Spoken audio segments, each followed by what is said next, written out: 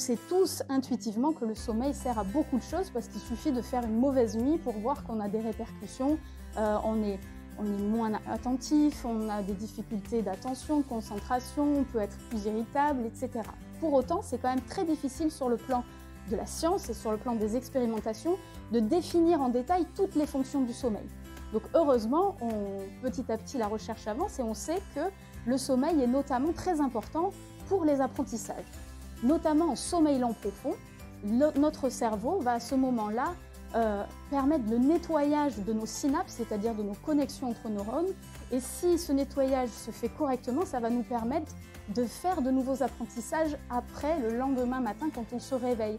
Donc c'est très important de dormir correctement, notamment pour les enfants qui sont en âge scolaire, parce que ça va leur permettre de faciliter leurs apprentissages dans la journée.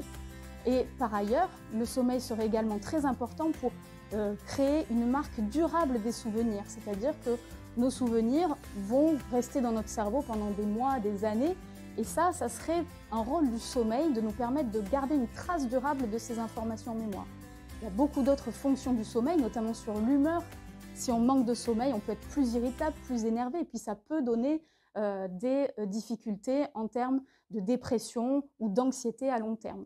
Il y a aussi évidemment des fonctions sur le corps et le sommeil est très important aussi pour nos artères, pour le cœur et probablement également pour la fonction immunitaire, c'est-à-dire la défense contre les infections.